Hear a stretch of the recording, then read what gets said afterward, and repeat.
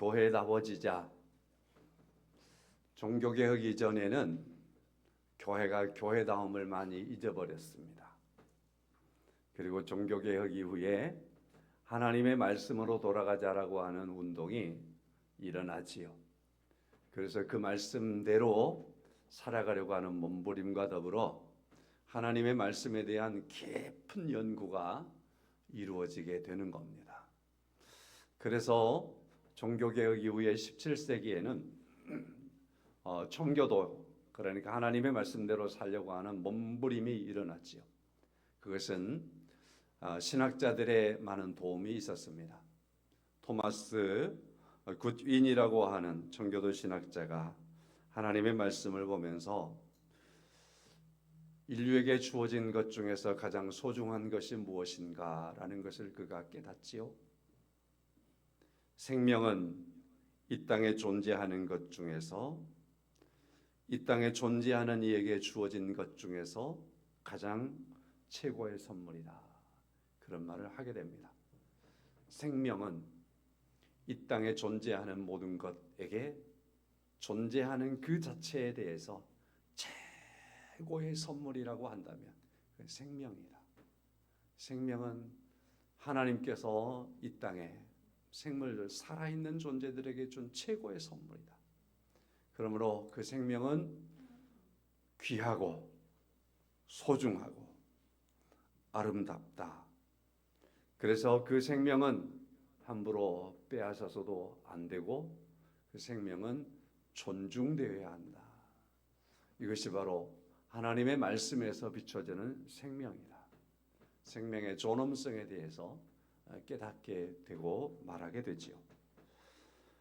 전쟁은 많은 것을 파괴하지 않습니까?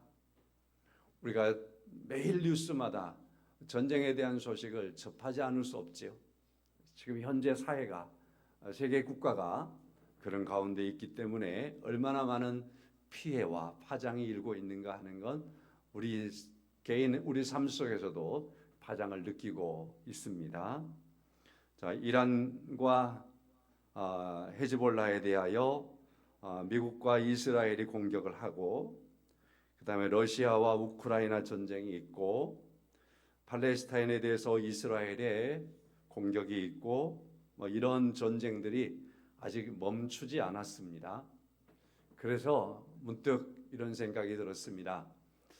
도대체 얼마나 많은 사람들이 지금 이 전쟁 때문에 죽었을까? 사상자를 넘어서 죽었을까? 하면서 조사를 좀 해봤습니다. 그랬더니 40만 명이 넘더라고요. 지금 일어나고 있는, 진행되고 있는 전쟁 중에 현재 죽어가고 있는 사람이 40만 3천 명이 넘어요.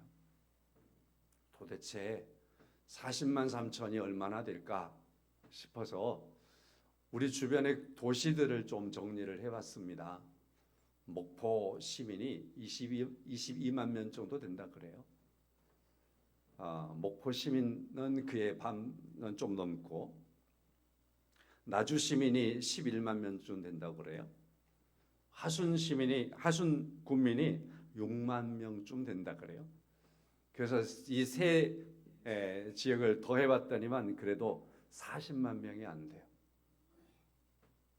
얼마나 많은 사람이 죽었는가 하는 걸 이렇게 한번 헤아려 봤어요. 목포 시민과 나주 시민과 하순 군민을 합친 수보다도 더 많은 사람이 지금 현재 일어나 있는 전쟁에서 이미 죽었다라는 겁니다. 너무나 많은 사람들이 죽었죠. 최고의 선물인 생명이 이와 같이 전쟁을 통해서 많이 죽어가고 있다라는 사실. 그런데 성경을 보면 생명에 대하여서 말하지요. 천하보다 귀한 것이 생명이라고 주님께서 직접 말씀을 하셨습니다.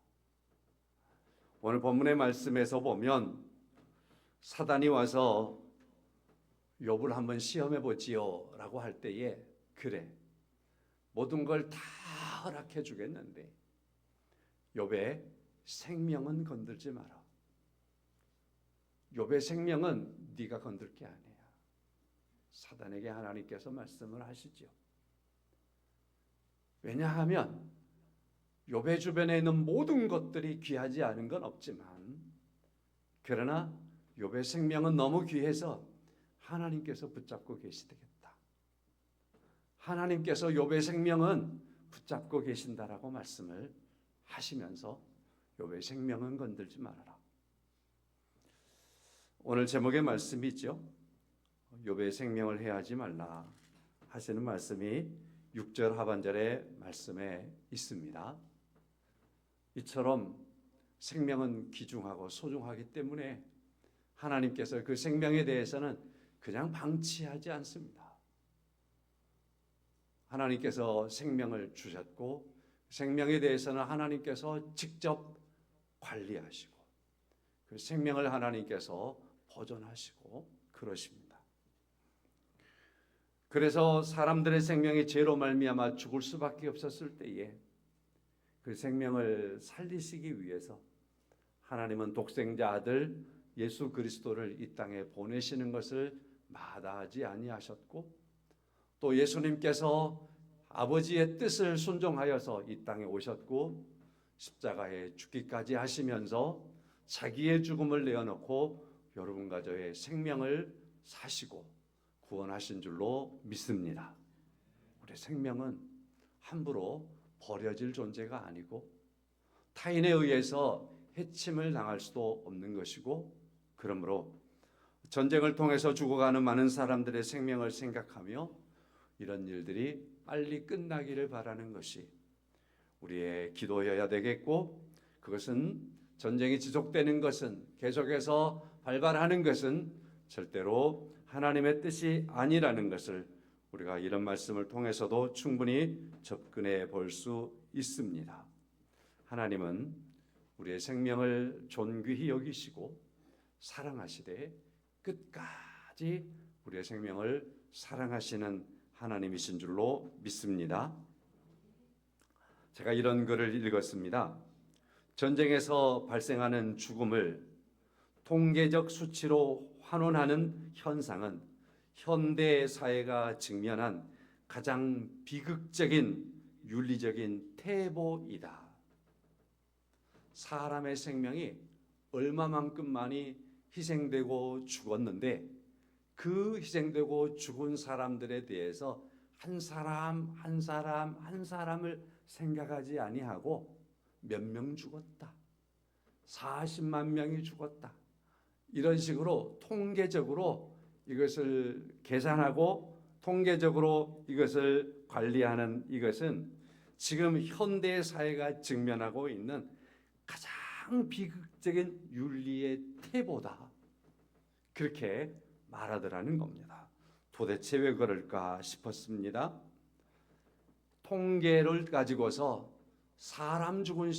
죽은 사람의 숫자를 접근하고 몇 명 죽었다, 이 전쟁은 몇 명 죽었다, 이 사고에서는 몇 명 죽었다, 세월호에서는 몇 명 죽었다, 이렇게 치부해 버리면 여기에서는 어떤 일들이 일어나느냐 하면, 사람의 뇌는 한 명을 얘기할 때는 구체적으로 그 사람에 대해서 어떤 사람인가, 그 사람이 어떻게 소중한가, 얼마나 사랑받아야 될 사람인가, 이런 거에 대해서 깊이 생각을 하지만, 그러나 이것이 숫자적으로 드러나서 많은 사람으로 함께 엮어버리고 나면 그때는 사람들이 그 사고에 대해서, 그 많은 사람들의 죽음에 대해서 고통을 크게 느끼지 않고 그 고통을 현저하게 떨어뜨리는 그러한 일들이 있다라는 겁니다.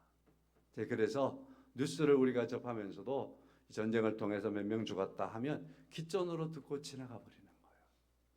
그런데 간혹 우리 주변에서 어떤 사고가 있었습니다. 그의 생명이 죽었습니다. 그러면 너무 안타깝게 여기고 그를 오랫동안 기억하고 애도하고 그렇다라는 겁니다. 그래서 지금 인류가 사람들에 대하여서 생명의 가치를 이와 같이 통계적으로 접근해 버리는 것, 그 존귀함을 잃어버린다는 거예요. 가치성을 잃어버린다는 거예요. 저는 이 글을 읽고서 상당히 동의를 했습니다. 그래서 참 현대 사회가 직면한 가장 비극적인 윤리의 태보다라는 이 말이 진리구나 하는 생각을 하게 되었습니다. 성도 여러분, 세월호 12주년을 맞이하였습니다. 잠깐 화면을 통해서 이걸 보았는데요. 거기에 보니까 무대가 이렇게 꾸며져 있더군요. 세월호 12주기 기억식. 12주기를 기억하자. 여기서 기억하자라는 건 단순히 사건을 기억하자라는 게 아니라, 그리고 무대 뒤에 보니까 304명에 대해서 명찰을 만들고 하트 모양으로 해서 이름 한 사람 한 사람을 다 새겨서 그렇게 해놨더군요. 그래서 오늘 설교를 준비하면서 그렇구나. 302명이 죽었던 사고 이렇게 치부해버리면 그 사람들의 생명, 존귀함에 대해서 쉽게 지나가 버리지만, 그러나 기억하자. 한 사람 한 사람을 새겨보면 그 사람은 누군가의 생명 같은 존재, 자기의 가장 귀한 사랑하는 대상, 사랑하는 남편, 자식, 아들이고 딸이고, 이렇게 한 사람 한 사람을 지켜볼 수 있는데, 그걸 기억하지 아니하기 위해서 통계로 하면 안 된다라는 거지요. 성도 여러분, 오늘 본문의 말씀에서 사탄은 욥에 대해서 하나님, 그를 한번 시험해 보시지요 라고 접근합니다. 그때 하나님께서 욥의 생명은 건드리지 말라 이렇게 말씀하시는 것, 하나님이 욥 한 사람에 대해서 얼마나 귀하고 소중하게 그를 하나님께서 어떻게 알고 계신가 하는 것을 우리가 만나볼 수 있습니다. 욥기 1장 1절에 시작하는 말씀을 보면, 우수 땅의 욥이라 불리는 사람이 있었는데 그 사람은 온전하고 정직하여 하나님을 경외하며 악에서 떠난 자더라, 이렇게 기록하고 있습니다.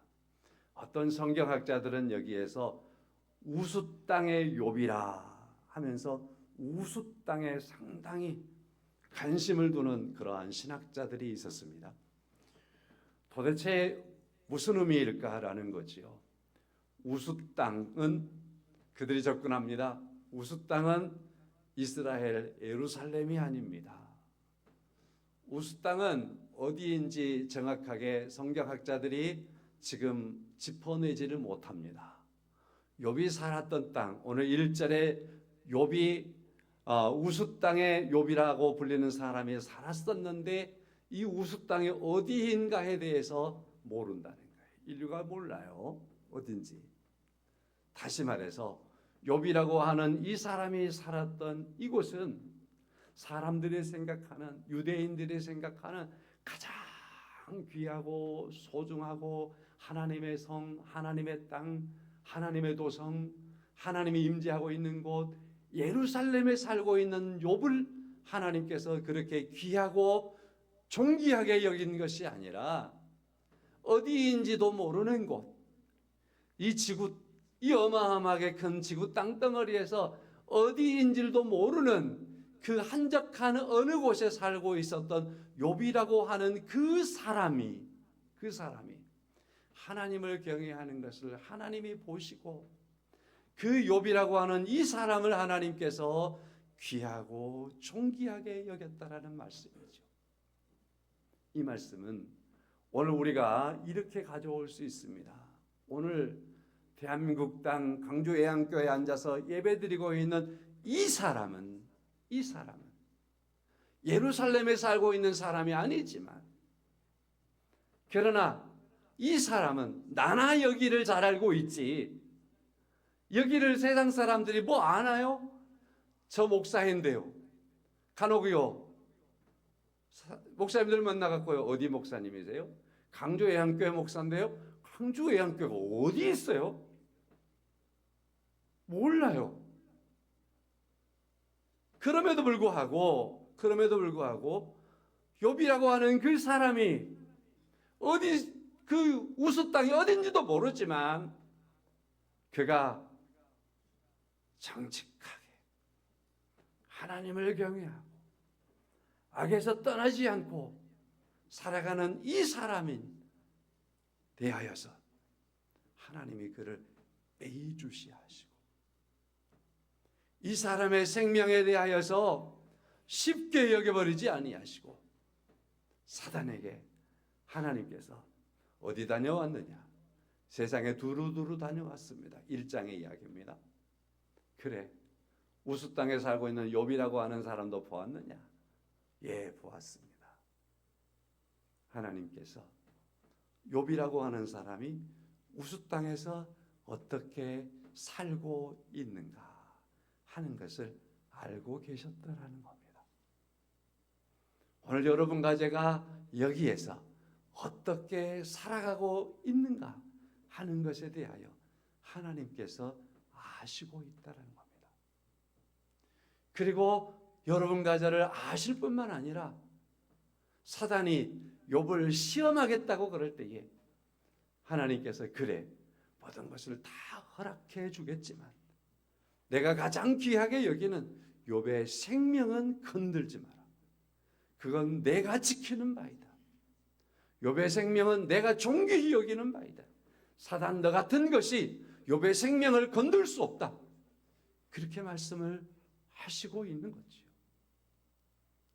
오늘 우리의 삶 속에서 하나님은 여러분과 저를 알고 계시고 하나님께서는 여러분과 저의 생명을 가장 귀하고 존귀하게 여기고 계시는 줄로 믿습니다.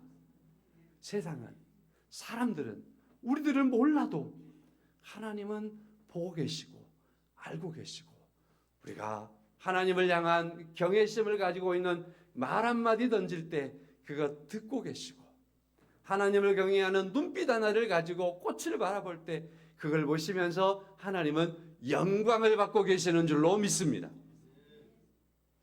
이 하나님이 나의 하나님이시고 우리 하나님이십니다. 우리의 생명을 해하지 말라 하시며 귀히 여기시는 하나님이라는 사실을 우리가 본문의 말씀에서 만나보게 되는 거지요. 1절의 말씀이죠. 1절부터 6절의 말씀이죠. 그래서 지금껏 말씀을 드리고 있는 것처럼 하나님께서는 욥의 생명을 하나님께 속해 있다라고 주장하고 계시는 겁니다. 오늘 우리의 생명이 하나님께 속하여 있다라고 하나님께서 말씀을 하시는 겁니다. 그리고 절대로 내놓지 않습니다. 사단에게 내어줘 버리지 않습니다. 끝까지 우리의 생명을 하나님께서 지키시고 보호하시며 하나님께서 우리의 생명을 통해서 영광을 받으시는 하나님이라는 사실입니다. 우스 땅에 욥이라고 하는 사람, 여기 강주 북구 어느 지역에 나라고 하는 사람이 살고 있는데 하나님께서 알고 계시고 보고 계시고 하나님께서 다 살피고 계시며 나를 통해서 영광을 받으시고 뿐만 아니라 나의 생명을 지키시고 나의 생명을 존귀히 여기시는 하나님이라는 사실입니다. 여러분과 저는 그 하나님을 신앙하고 그 하나님을 믿고 살아가는 하나님의 자녀들인 줄로 믿습니다.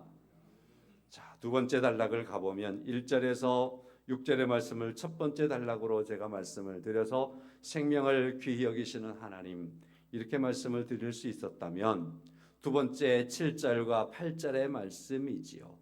이 말씀에서 보면 욥에게 어마어마한 고통이 다가오기 시작했습니다.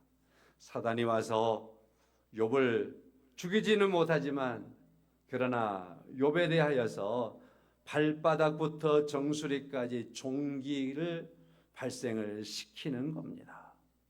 그러므로 말미암아서 욥에게 고통이 다가왔습니다. 이 고통을 가리켜서 요즘에 보니까 극한 직업 그런 프로그램이 있던데 그와 비길 수 없을 만큼 엄청난 극한 고통이 욥에게 다가왔습니다. 사단은 욥을 칠 수 있을 만큼 쳐버렸습니다. 그래서 욥이 귀한 조각 세금떼기를 가지고 와서 그의 피부를 긁어댈 만큼 피투성이가 될 만큼 그렇게 하지만 그럼에도 욥은 죽지는 않습니다. 이러한 욥의 모습을 가리켜서 극한의 고통이 욥에게 다가왔다라고 말하지요.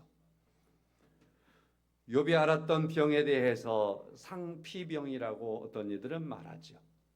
그리고 이 병은요 종기가 났다라고 표현하기도 하고요.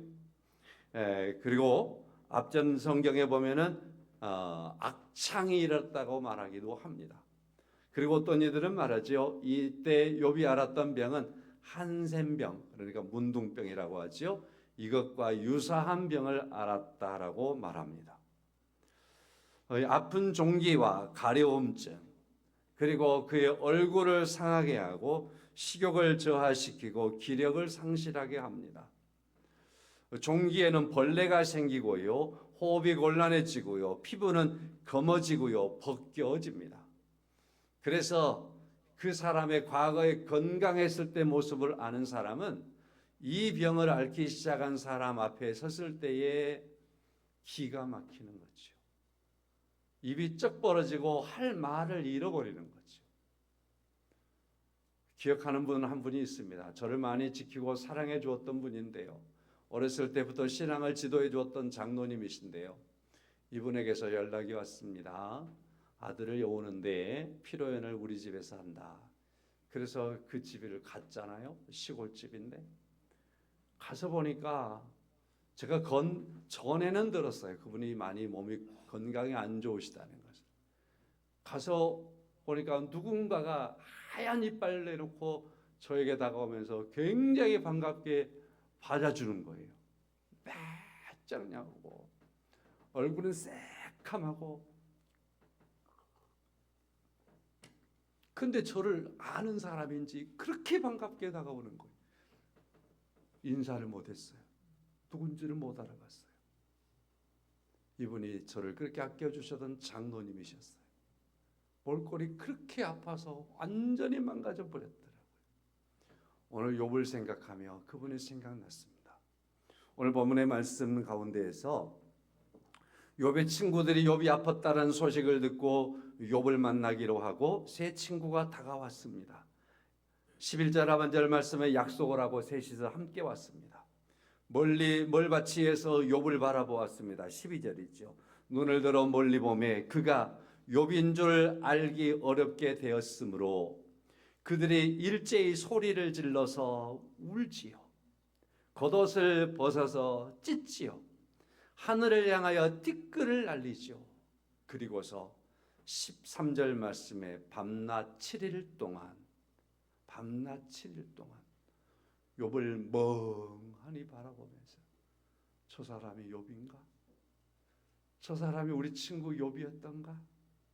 건강한 욥이 어떻게 이렇게 돼버렸던가?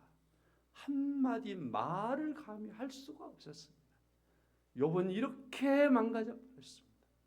사단이 욥을 얼마만큼 호되게 내리쳤는가 하는 것을 알 수 있는, 짐작하게 하는 겁니다.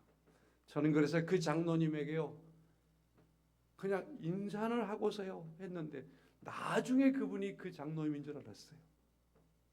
너무 미안했어요. 알 수가 없더라고요. 욥도 그랬던 것 같아요. 사랑하는 성도 여러분, 이와 같이 욥이 사단의 공격을 받아서 그의 몸이 많이 망가졌습니다. 그러므로 말미암아서 그를 지켜보던 사람 가운데 의해서 가까웠던 그의 아내가 하나님을 욕하고 저주하고 죽지 그래 라고 말하죠. 사탄이 가장 원하는 바가 무엇일까요? 사단이 원하는 목적이 무엇이었을까요? 오늘 우리가 1장과 2장의 말씀을 읽어오다 보면 욥은 정직하고 온전했을 뿐만 아니라 하나님을 경외하는 사람이었다라고 말합니다. 9절 말씀, 1장 9절 하반절 말씀에 욥이 어찌 까닭없이 하나님을 경외하리까? 사단은 욥에 대하여서 질투합니다. 저 사람이 하나님을 경외하고 있네라는 거죠. 그래서 욥을 망가뜨려서 어떻게 하려고 하느냐면 하나님을 경외하지 못하게 하려고 하는 거였습니다. 성도 여러분, 사단이 가장 질투하는 목록 중에 하나는 욥이 하나님을 경외하는 것이었습니다. 마찬가지지요. 우수 땅에 살고 있는 욥이 하나님을 경외하는 것을 가장 질투하고 싫어했던 것처럼 오늘 여러분과 제가 여기에서 하나님을 경외하며 살아가는 우리의 모습을 욥은 그러한 모습을 사단은 가장 질투하고 싫어합니다. 그러므로 우리는 기억해야 됩니다. 사단은 가장 싫어하지만 하나님은 가장 기뻐하시는 것이 하나님을 경외하는 겁니다. 믿으십니까? 신학자들은 정리했습니다. 이 땅에 하나님께서 사람을 보내신 이유가 무엇인가? 그것은 하나님을 경외하며 하나님을 즐거워하는 것이다. 하나님을 경외하며 하나님을 즐거워하는 것이 이 땅에 여러분과 제가 하나님으로부터 보냄을 받은 이유고 목적인 것입니다. 그 이유와 그 목적대로 살아가는 걸 가장 싫어하는 것은 사단입니다. 여러분과 제가 오늘을 살아갈 때에 하나님을 경외하며 살아가는 걸 사단은 가장 질투하는 겁니다. 그러므로 우리를 사단이 시험에 오면서 뭘 하기를 바랄까요? 이모저모로 우리를 힘들게 하고 괴롭히기도 하고 마음을 상하게도 하고 그러면서 결국 목적은 뭐예요? 하나님을 경외하지 않는 발언이 나오도록. 욥이 입으로 죄를 짓지 않았다. 그의 아내가 하나님을 배반하고 그냥 죽지 그래. 입으로 하나님을 거부하고 죽지 그래.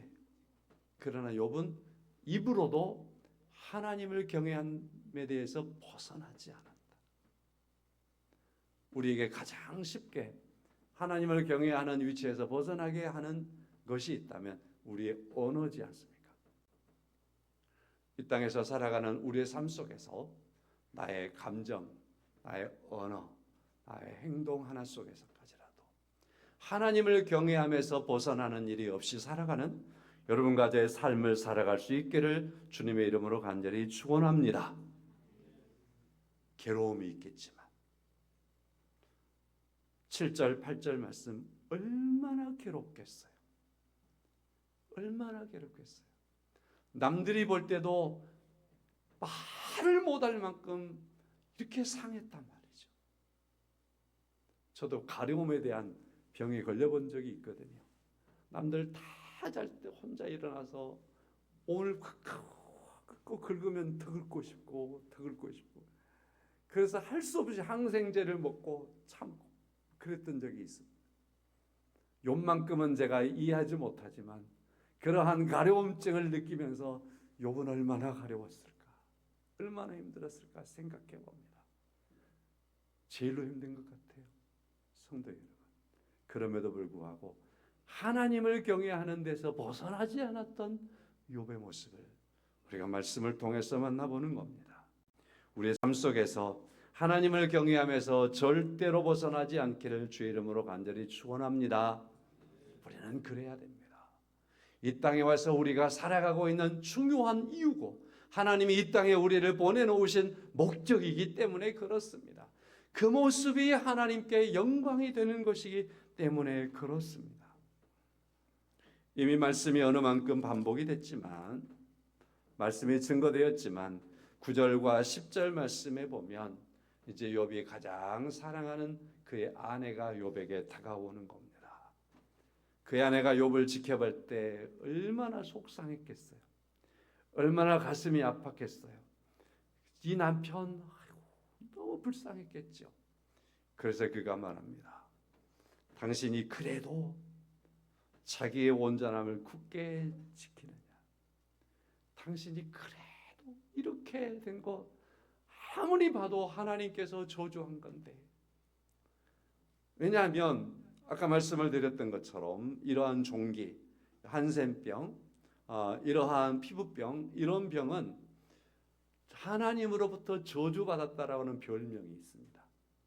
그러니까 욥이 이 병을 앓게 됐을 때에 누구나 다 던질 수 있는 말은 저 사람은 그가 하나님을 그렇게 경외한다 하더니만은 하나님께 저주받았다. 그의 하나님께 저주받았다. 바로 그렇게 인지하게 되어 있습니다. 욥의 아내도 그렇게 인지했던 것 같습니다. 그래서 그가 그의 남편에게 말합니다. 그래도 자기의 온전함을 굳게 지키겠느냐? 이렇게 됐는데도 당신 하나님을 경외하겠느냐? 그 말이죠. 당신 하나님을 이렇게 해도 경외하겠느냐? 그러지 말고 하나님 욕하고 죽어라. 그의 생명만을 건들지 말아야 했는데 그의 아내는 하나님 욕하고 그냥 죽어라. 그렇게 말을 하고 있습니다. 성도 여러분, 이 상황은 사탄이 욥을 지금 계속 지켜보고 있는 거예요.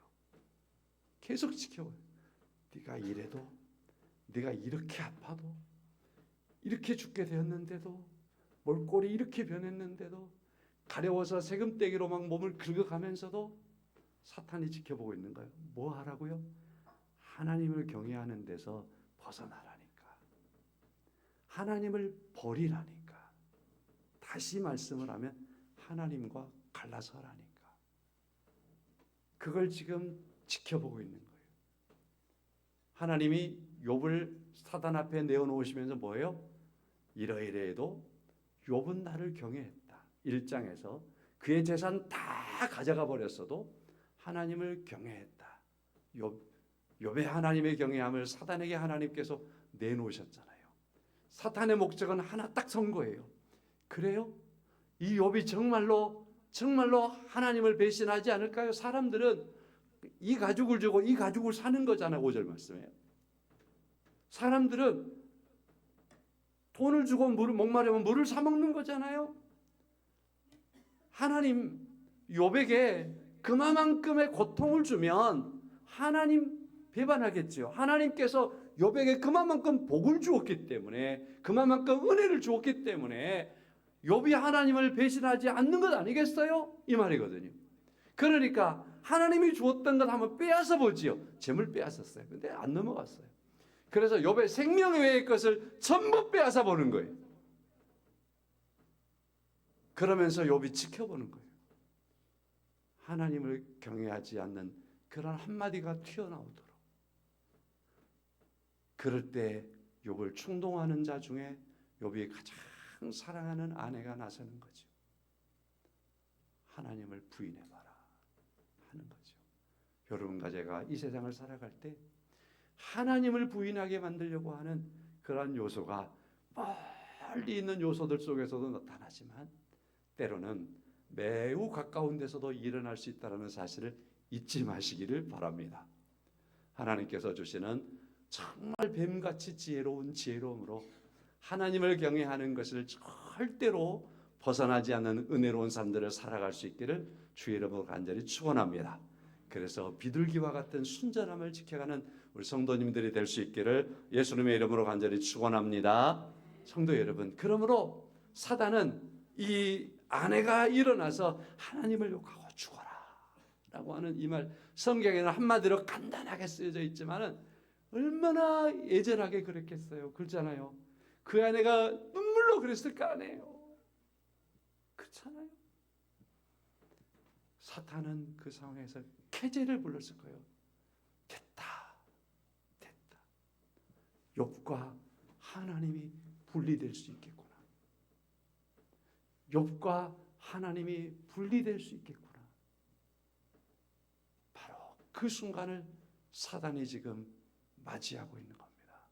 그럼에도 불구하고 10절의 말씀에 하반절, 이 모든 일에 욥이 입술로 범죄하지 아니하였다 라고 말씀하고 있습니다. 하나님이 욥에 대하여서 생명을 붙잡고 있었습니다. 욥에 대한 생명을 붙잡고 있었습니다. 그 생명이 하나님과 분리되지 않도록 하나님께서 붙잡고 계셨습니다. 여러분과 저의 생명을 하나님께서 붙잡고 계시는데 예수 그리스도를 이 땅에 보내셨어요.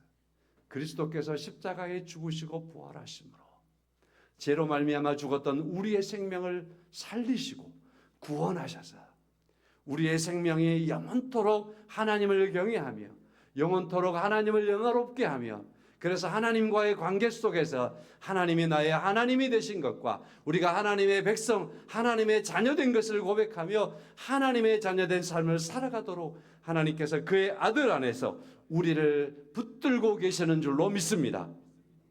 오늘 말씀 안에서 나의 생명이 되신 주님을 만나고 나의 생명을 붙잡고 계시는 주님, 그래서 끝까지 나를 놓아버리지 아니하셨던 주께서 십자가에 죽기까지 하시면서 나의 생명을 붙잡으시고 구원하셨던 은혜, 그래서 절대로 하나님을 경외하면서 벗어나지 않게 하셨고 하나님과 우리의 생명이 분리되지 않게 하셨던 하나님의 은혜를 기억하며 하나님의 자녀된 삶들을 살아가는 여러분과 저의 삶들을 오늘 또 살아가고 내일 또 살아가며 주 안에 서 있는 은혜로운 삶들을 살아갈 수 있기를 주님의 이름으로 간절히 축원합니다. 찬송하겠습니다.